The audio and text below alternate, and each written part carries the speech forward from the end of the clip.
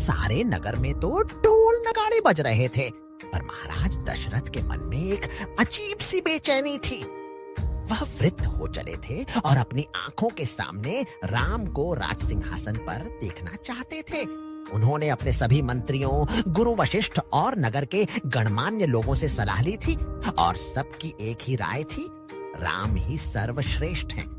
अब महाराज दशरथ ने अपने सबसे भरोसेमंद दूतों को बुलाया और उन्हें आदेश दिया कि वे तुरंत राम को महल में लेकर आएं।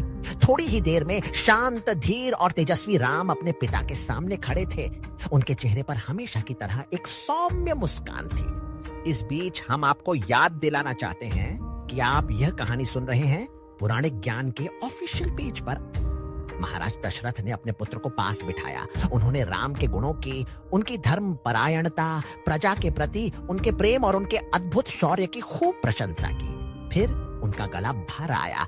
उन्होंने कहा, हे राम, मैं अब बहुत बूढ़ा हो गया हूँ। मैंने बहुत वर्ष राज किया है और अब मेरा मन विश्राम चाहता है। मैं चाहता हूँ कि तुम कल ही युवराज बनो और इस राज्य का भार संभालो। नगर की सारी प्रजा और मेरे सभी मंत्री भी यही चाहते हैं। महाराज दशरथ के स्वर में थोड़ा डर भी था। उन्हें लगा कि शायद यह अवसर चूक न जाए, कहीं कोई बाधा न आ जाए, इसलिए उन्होंने इतनी जल्दबाजी में यह निर्णय लिया था। उन्होंने राम को यह भी सलाह दी कि राज्याभिषेक होने तक वह अपनी पत्नी सीता के साथ उपवास रखें और ब्रह्मचर्य का पालन करें।